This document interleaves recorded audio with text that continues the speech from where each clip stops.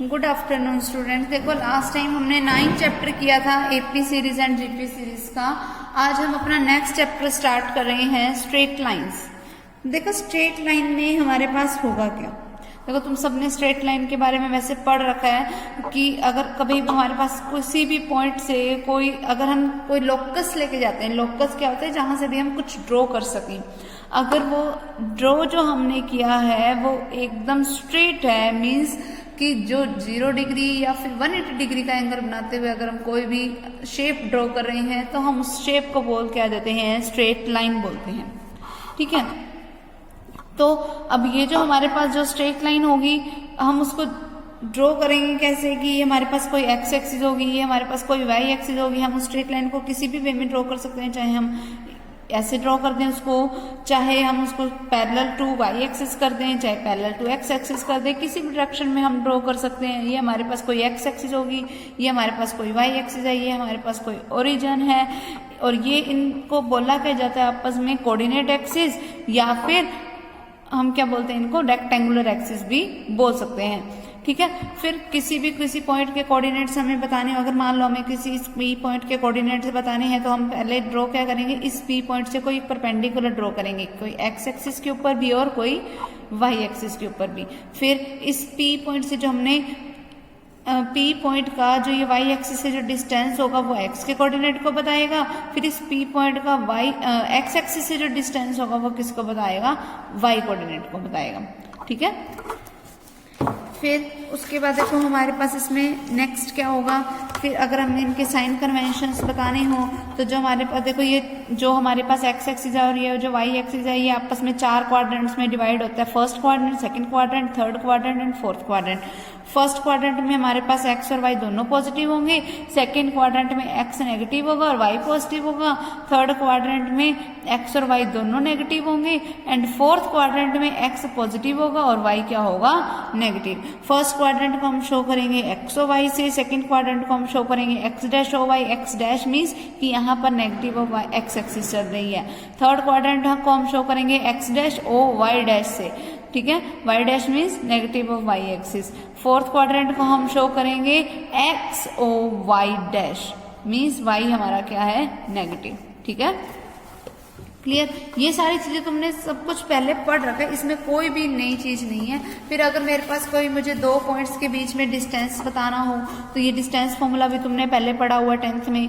हम कैसे 2 points P कोई पॉइंट है जिसके कोऑर्डिनेट्स हैं, कोई x1 y1, कोई क्यू पॉइंट्स हैं x2 y2, तो तुमने 10th क्लास में 7th चैप्टर में तुमने पढ़ा हुआ है कि उन दोनों पॉइंट्स के बीच में हम डिस्टेंस कैसे निकालते थे, under the root of x2 minus x1 का whole square plus y2 minus y1 का होल स्क्वायर, वही है हमारे पास। फिर अगर हमें किसी पी पॉइंट का ओरिजिन से डिस्टेंस निकालना, मतलब एक पॉइंट मेरे पास अब क्या हो जाएगा, 0 0, तो वो ओपी मेरे पास क्या हो गया, under the root of X square plus Y square. फिर सेक्शन फॉर्मूला भी तुमने पढ़ा हुआ है। अगर कोई एक जी पॉइंट किसी पी क्यू लाइन सेगमेंट को किसी एम रेशियो एन में डिवाइड करता है और अगर पी के कोई कोऑर्डिनेट्स हैं, कोई x1 y1 और x2 y2, तो इस जी पॉइंट के कोऑर्डिनेट्स हमारे पास हो क्या जाएंगे, mx2 plus nx1 divided by m plus n, फिर my2 plus ny1 divided by m plus n। यहाँ वाले की मल्टीप्लाई इस वाले के साथ, इस n वाले की मल्टीप्लाई इस वाले के साथ, और डिवाइडेड बाय में m plus n।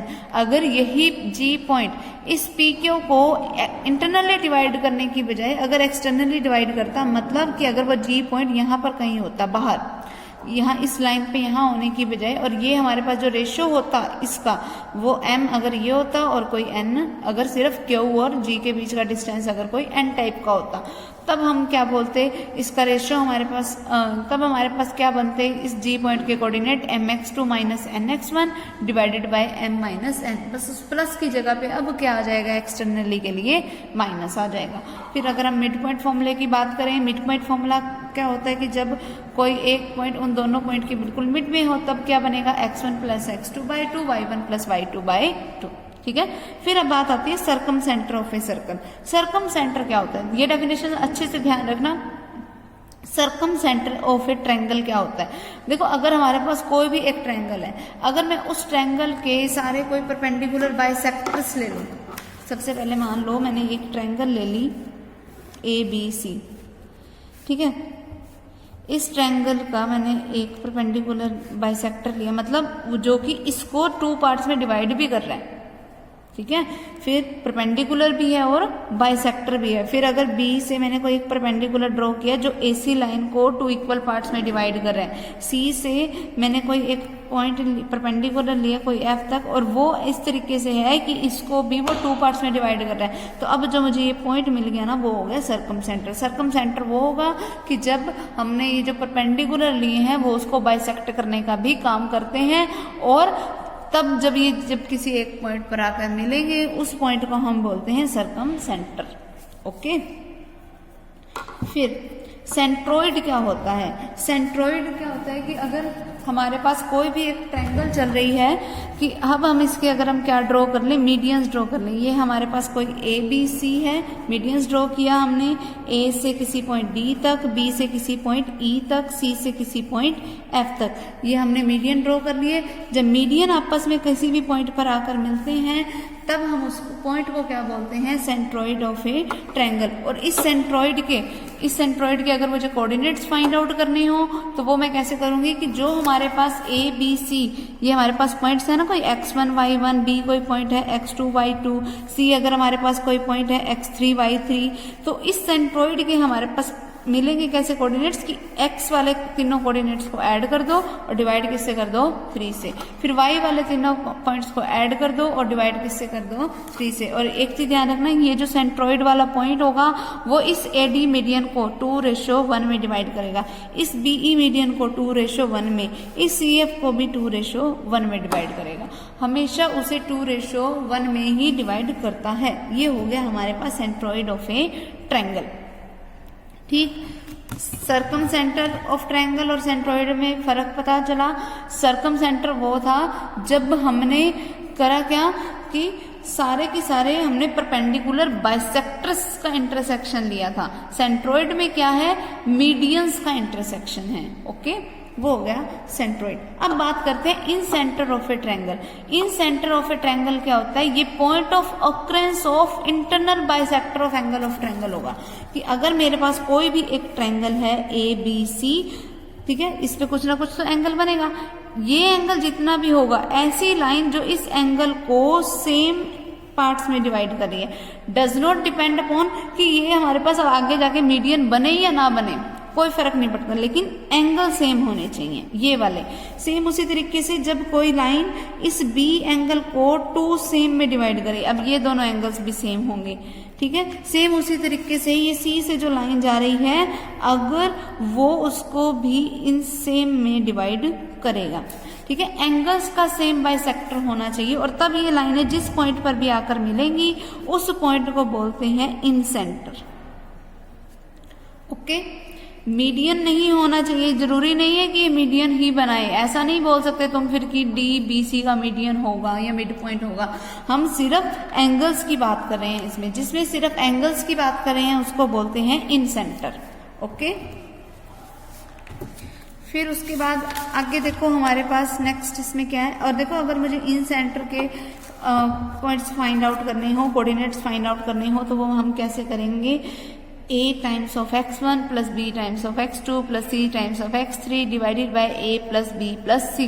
x1 x2 x3 तुम्हें पता ही है, a b c के जो कोऑर्डिनेट्स हैं, और y1 y2 y3 भी हमारे पास क्या है? a b c के कोऑर्डिनेट्स हैं। अब a b c क्या है? इसमें स्मॉल a b c लिखा हुआ ना, ये a b c क्या है? स्मॉल a जो होगा वो हमारे पास होगा bc लाइन की लेंथ, स्मॉल b जो होगा वो AC लाइन की लेंथ होगी, स्मॉल c जो होगी वो AB लाइन की लेंथ होगी। ओके, फिर हम बात करते हैं एरिया ऑफ ट्रायंगल की। एरिया ऑफ ट्रायंगल का तुमने फॉर्मूला सबने ही पढ़ा हुआ है, 1/2 into x1 into y2 minus y3 plus x2 into y3 minus y1 plus x3 into y1 minus y2 square units. ये बिल्कुल वही पिछला है, ठीक है। फिर एरिया ऑफ क्वाड्रिलेटरल, अगर मुझे किसी क्वाड्रिलेटरल का एरिया बताना हो तो वो मैं कैसे बता सकती हूँ कि मैंने सबसे पहले उस क्वाड्रिलेटरल के बीच में हम कोई एक लाइन ड्रॉ कर देंगे अपोजिट वर्टिसेस को ज्वाइन करके। जब हमने वो लाइन ड्रॉ की तो वो क्वाड्रिलेटरल अपने आप किस में चेंज हो जाएगी? 2 ट्रायंगल्स में। 2 ट्रायंगल्स में जैसे ही चेंज हुई तो हम दोनों ट्रायंगल्स का अलग अलग से एरिया निकाल देंगे, वो मेरे पास क्या हो जाएगा? एरिया ऑफ द क्वाड्रिलेटरल की। अगर मेरे पास मान लो कोई ये शेप है, ये शेप है, सीधी कर लेना इसको, ए बी सी डी। अगर ये हमारे पास कोई भी एक क्वाड्रिलेटरल है, हम कोई भी दो अपोजिट वर्टिसेस को ज्वाइन कर लेते हैं, ये अपने आप में एक ट्रायंगल ये बन गई, एक ट्रायंगल ये बन गई। इन दो इस ट्रायंगल का अलग से एरिया निकालेंगे, इस ट्रायंगल का अलग से एरिया, दोनों को ऐड कर देंगे, वो मेरे पास क्या हो जाएगा, पूरी क्वाड्रिलेटरल का एरिया। ओके, फिर नेक्स्ट है हमारे पास condition of collinearity of 3 points की। अगर हमारे पास कभी भी 3 पॉइंट दे रखे हैं तो मुझे पता कैसे चलेगा कि वो तीनों पॉइंट कोलिनियर है या नहीं है। कोलिनियर का मतलब कि तीनों पॉइंट अगर एक ही लाइन पे लाई कर रहे हैं या नहीं लाई कर रहे हैं। अगर देखो, अगर वो तीनों पॉइंट एक लाइन पे हैं तो इनका एरिया क्या होगा, 0। सबसे पहले चीज क्या होगी कि मैं इन तीनों के कोऑर्डिनेट्स को ना एरिया वाले फॉर्मूला जो भी मैंने बताया था ना, एरिया का ये वाला फॉर्मूला, इसमें पुट करके देख लो। अगर एरिया 0 आ गया तो इसका मतलब वो कोलिनियर है।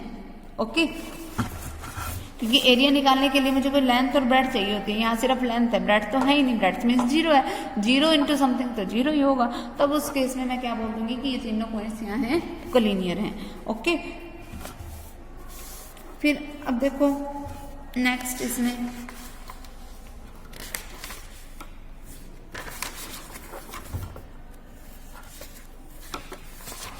इसकी एक्सरसाइज के समय भाई इसमें सिर्फ इतना ही है फिलहाल।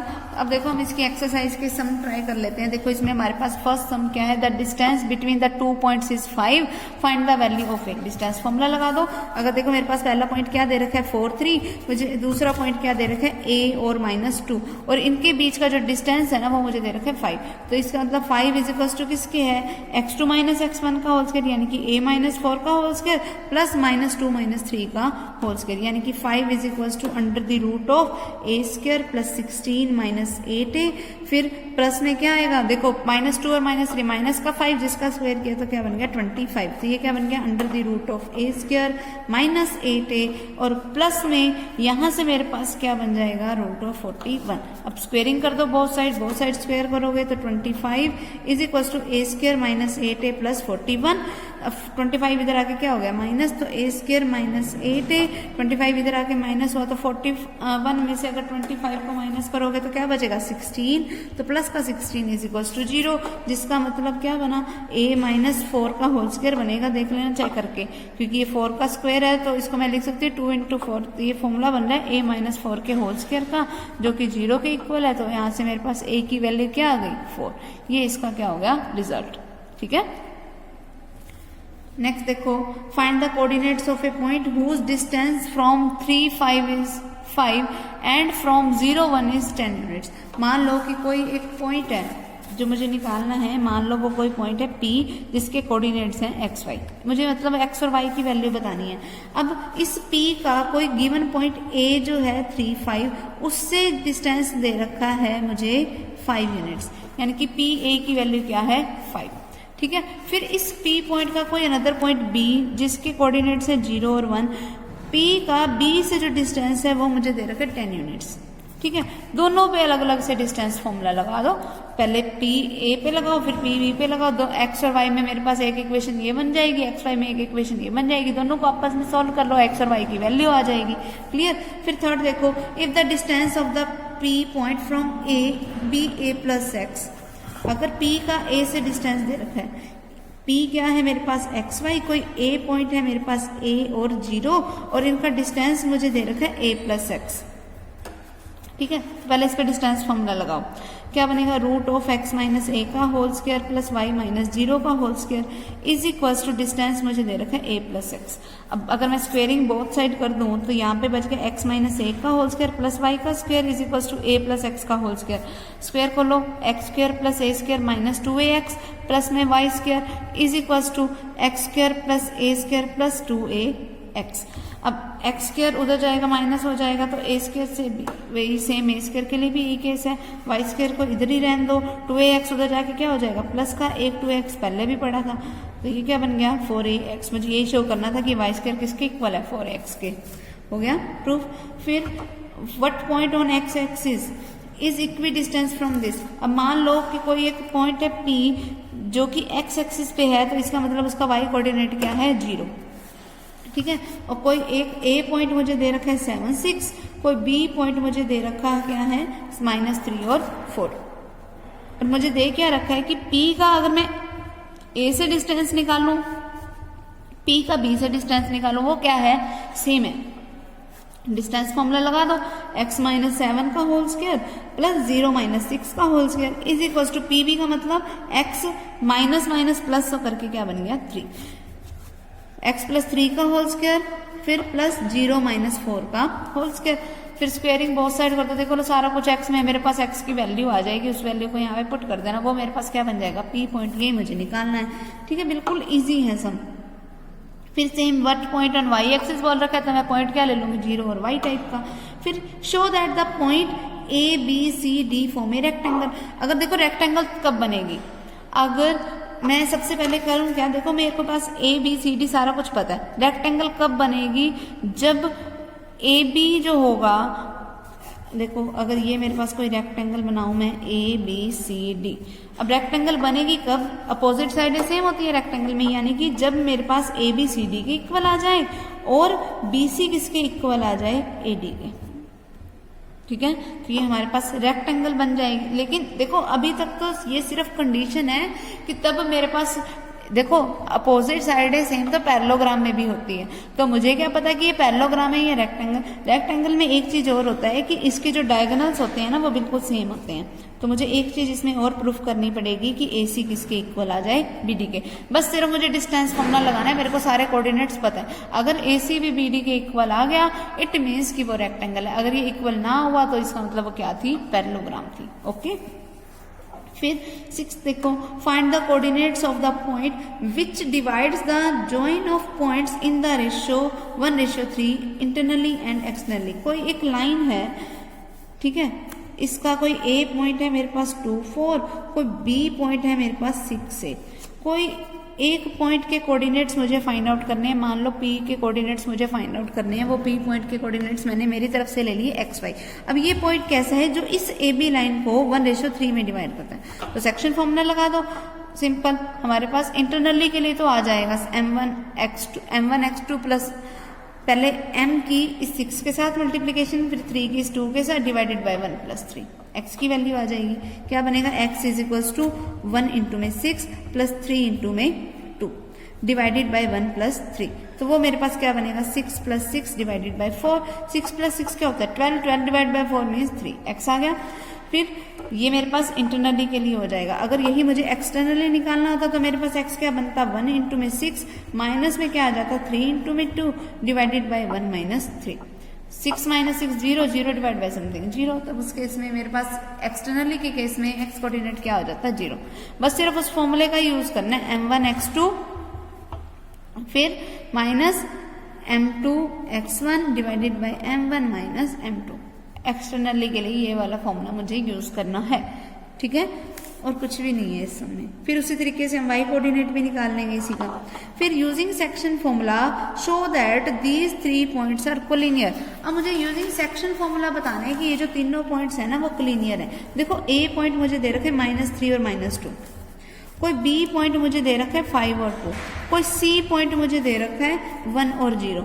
अगर मुझे यूजिंग सेक्शन फॉर्मूला बताना है कि ये कोलिनियर है, तो वो मैं कैसे बताऊंगी कि अगर कोई, सबसे पहले ना निकाल लो AB, BC, AC, तीनों डिस्टेंस निकाल लो। अगर AB प्लस BC करके AC आ जाए या AC प्लस CB करके AB आ जाए, मतलब कोई भी दो का अगर टोटल किसी तीसरे के इक्वल आ जाए तब तो वो कोलिनियर है, अदरवाइज वो कोलिनियर नहीं है, ठीक है। अगर कोई दो का टोटल करके, तीन चीजें हैं ना हमारे पास, पहले इन दो का टोटल करके देख लो, फिर इन दो का टोटल, पहले इन दो का टोटल करके देख लो अगर वो इस तीसरे के इक्वल आ गया, या इन दो का टोटल कर दो और वो इस तीसरे के इक्वल आ गया, या इन दो का टोटल करके देख लो अगर वो इस तीसरे के इक्वल आ गया, तब तो अगर ये तीनों कंडीशन में से कोई भी एक कंडीशन सेटिस्फाइड हो रही है तब तो वो कोलिनियर है, अदरवाइज वो कोलिनियर नहीं है। ओके, सिर्फ वो बताना है। अच्छा, ये तो हमारे पास हो गया डिस्टेंस फॉर्मूला, ठीक है। अगर मुझे बताना है यूजिंग सेक्शन फॉर्मूला, तो तुम करना पता क्या, ये हमारे पास कोई A पॉइंट है, ये मैंने कोई ले लिया B पॉइंट। अब A पॉइंट मेरे पास ले लिया -3 -2, B मेरे पास है कोई 5 2, C मान लो इसी लाइन के ऊपर मैंने ले लिया 1 0। तो मान लो कि ये सी पॉइंट है ना, इस लाइन के ऊपर मैंने ले लिया और मान लो वो इसको किसी k/1 में डिवाइड कर रहा है, तो यहाँ से मुझे ना इस k की वैल्यू पता चलेगी। सी देखो सेक्शन फॉर्मूले का यूज करके मुझे बताना है, तो मेरे पास इस k की वैल्यू पता चल जाएगी ना। फिर मैं उस k की वैल्यू को एज इट इज ले लूंगी, जैसे अपन वेरिफिकेशन करते थे ना 10th में, वो कर लेते हैं। अब देखो क्या बनेगा। सबसे पहले यूजिंग सेक्शन फॉर्मूला, सबसे पहले x कोऑर्डिनेट किसके इक्वल होगा कि k की तो मल्टीप्लाई कराओ 5 के साथ और 1 की मल्टीप्लाई कराओ -3 के साथ, डिवाइडेड बाय में क्या आएगा k+1। फिर क्रॉस मल्टीप्लीकेशन की तो k+1 इज इक्वल टू आ गया 5k -3 के, k उधर जाके माइनस हो गया तो क्या बन गया 4k, 3 इधर आके प्लस का हो गया तो क्या हो गया 4, तो k की वैल्यू क्या आ गई 1। इसका मतलब ये सी पॉइंट जो है ना वो इस लाइन को किसी 1:1 में डिवाइड करता है, 1:1 में डिवाइड करता है। अब देखो, अब मान लो कि मुझे ये वाला पॉइंट नहीं पता, इसको एज इट इज y रहने दो। अब रेशियो मुझे पता है, अगर इस y पॉइंट को सॉल्व करने के लिए, y पॉइंट के लिए अगर मैं सेक्शन फॉर्मूला लगाऊं और अगर उसका रिजल्ट यही 0 वाला पॉइंट आ जाए, तब तो वो एक ही लाइन पे है, अदरवाइज वो एक ही लाइन पे नहीं है। मैं वेरीफाई करके देख लेती हूँ, y एज इट इज रहने दिया। अब मैंने 1 की मल्टीप्लीकेशन करानी है 2 के साथ, फिर इस 1 की मल्टीप्लीकेशन -2 के साथ डिवाइडेड बाय में 1+1, तो मेरे पास y क्या बन गया 2 - 2/2। 2 - 2 क्या होता है 0, 0 डिवाइड बाई 2 0, तो अब y मेरे पास क्या आ गया 0 ही आ गया ना, यानी कि ये पॉइंट इसी लाइन के ऊपर था। ओके, तो यानी कि ये पॉइंट्स क्या थे, कोलिनियर थे। यही मुझे प्रूफ करना था। क्लियर। फिर नेक्स्ट मुझे बताना है कि किस रेशियो में कोई एक पॉइंट इस लाइन सेगमेंट को डिवाइड करता है। तो मान लो किसी k रेशियो में करता है, k/1 में करता है, ठीक है। तो ये अपने आप करना ट्राई।